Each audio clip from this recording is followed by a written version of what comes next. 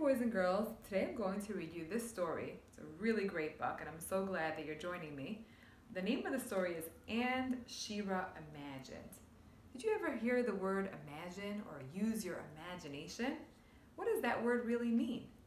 It means, that's right, it means close your eyes and make a picture in your mind of something, a place that you would like to be at, or something that you would like to see. Maybe you haven't seen it yet, and you really want to go to that place. Well, this little girl, Shira, really wants to go visit Israel, and her parents are telling her all about the country of Israel and all the cities in Israel that she really wants to go visit. So we're going to go on Shira's adventure together, and we're going to find out about all the places that Shira would like to visit with her family. And here we go. Let's get started. So here's Shira in Israel. And Shira Imagined. This book is written by Giora Carmi, and the illustrations are also done by Shira Carmi. She is the author and illustrator of this fantastic story. And pay close attention to the illustrations because they're going to be really important in this book. Shira and her parents had just arrived in Israel. This is like no other country, Shira's father said. It's an ancient holy land for many religions. It is the land of the Torah, and it's a modern country too, with tall buildings and factories. So here's a drawing of Tel Aviv. In Tel Aviv, Shira's mother said, "Look around. This is a busy modern city. But 80 years ago, there was nothing here, just white hills of sand. Imagine the city appeared like a miracle out of the sand." And Shira imagined. This is what Tel Aviv looks like now. And this is what Tel Aviv looks like in Shira's imagination. So you see over here, she has this character that has, looks like 4 hands on each side holding pails of water. She looks like there's sand, and all these different characters are helping her build a sand castle. And there's lots of camels around with palm trees. What else do you notice? In Caesarea, Shira saw old stone columns and roads and a large 2,000-year-old stadium. Shira was standing near curved stone and arches when her father said, "Imagine this was once a great port city. In the water right here were boats loaded with spices, silk, and other things." And Shira imagined. So here is what it looks like in Shira's imagination. Here's the water. Here, wow, look at this huge caterpillar that's connecting to the boat, and all of the animals, the camels and donkeys are bringing, and all these interesting characters are bringing things to the port city and delivering all different kinds of things like spices. She's imagining them bringing spices and materials and all kinds of things that people would like to buy. Shira and her parents visited a kibbutz. What's a kibbutz? Shira's mother said, "The people who live there are like one big family. Some people cook for everyone. A few milk all the cows, and some pick the fruit. And everyone here shares what he or she has with everyone else." Can you imagine that, Shira? Sharing everything you have with so many people? Think about if you lived on a kibbutz, what would you want to share with your friends? And Shira imagined. See, here's Shira. She's imagining that they're sharing grapes with everybody. Grapes that they picked, and they're giving some to everybody. And you notice all these characters that are in the drawing. There's different people. Here's Shira, and here's some old man, woman, and here's again that character with the hat and the long beak. Looks kind of like a duck, maybe. This man holding a rake, and here again is that character. It looks like giant, maybe hippopotamus with many hands. And here's a little chicken, and here's the same character with the cap. They're wearing green boots, and here's a cat. Looks like they're standing outside.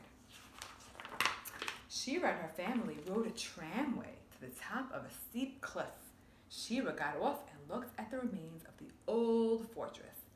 "This is Masada," Shira's father said. "Almost 2,000 years ago, there were buildings here and storehouses with food and water. And during a war with the mighty Romans, hundreds of Jews lived here. The Roman army tried to get up here, but for 3 years the Jews held them off. Can you imagine that, Shira, living here while below the Roman soldiers are trying to fight their way up? So here's Shira, she's visiting Masada's very, very high fortress, the old fortress, and the only way to get up there is to take a tramway. So that's where she is right now, looking at the view of this old fortress, and she's imagining what it looked like when the Jews were hiding up there, hiding away from the Romans. And here she is imagining it, imagining all the Jewish people living up here. And here she's imagining all these little characters trying to climb up. But she's imagining these are the Romans trying to get the Jewish people. Shira and her parents traveled to Eilat. They stood on the beach, surrounded by sand, mountains, and water. This is the Red Sea, Shira's mother said. Soon we'll be swimming in it under the water. We'll breathe through these snorkels and look around. Just imagine, we'll be looking at thousands of fish, swimming with them. And Shira imagined. Look at that. She was imagining all these interesting fish, different colors. And here again, this character over here with the many hands, the different fish with all these gorgeous colors. This character that we've been seeing a lot throughout the book with the scarf and the funny hat, right? And this character too. Pay attention to these characters. Here's Shira. She's wearing goggles and flippers. She's wearing special clothing so she could snorkel and swim underwater and see all these beautiful fish in Eilat. And now Shira's in Yerushalayim. Shira and her family visited the Israel Museum, the Biblical Zoo, and the Knesset building where Israel's government meets. They saw the Kotel, the Western Wall, the last remaining wall of the Holy Temple, the Holy Beit HaMikdash. Then they saw King David's tower. Shira's mother said, at one time, King David walked here. Can you imagine that, Shira? Maybe he even sat right here and played his harp. And Shira imagined. So here's Shira imagining that she's in the Beit HaMikdash, and she's imagining that this is David HaMelech playing a harp, and looks like maybe she wants to be the conductor in the orchestra, and all the different characters are playing different instruments. Here are the birds singing, and here's this character playing a violin, they're playing trumpets, violin, the frogs are even singing, right? It's amazing. After 2 weeks in Israel, Shira's father said, we'll visit again. I hope one day we can come to live in Israel. It's our homeland, you know. And Shira's mother said, but now we're on our way home. Just imagine, Shira, soon you'll be in your own room. And Shira imagined being home again in her room with all her toys. Check this out. So now we see Shira back home in her room. What do you notice in the illustration? What are some of the things that you see? Let's see. Let's take a look together. So we see this character, right? We've seen this character throughout the book that has the many hands. We see these two dolls. We see this doll, a stuffed animal with a cap. We see these people. We notice them in the book. We see this animal, the mouse, that was also in the story. We see the cat. We also see this kind of duck-looking animal that has a scarf, hat. It has kind of a material looking like a scarf and around his neck as well. We see this caterpillar. We notice this in the book also. So what did Shira do? And we see the frog. Shira used all of the things in her room, all the stuffed animals, all of her toys, to imagine what it would be like to take a trip to Israel. And all of these things in her room were on her trip in her imagination. And the author writes a special note. The author writes, I love to travel in my imagination, but everything I imagine comes from something I have seen or known in the real world. So I take my hat off and give thanks to good old reality, the source of all my imagination. And that's the end of the story. And thanks so much for reading with me and hearing this wonderful story. I have a really fun activity that you can do at home.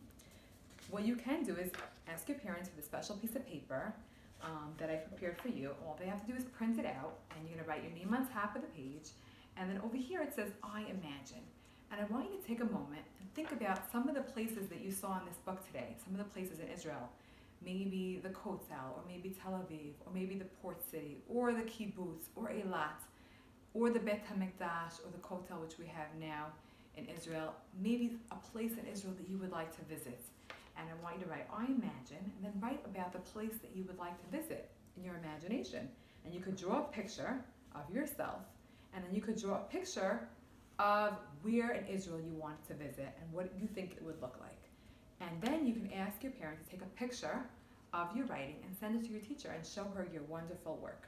Thank you so much again for listening, and have a really great day. Bye, everyone.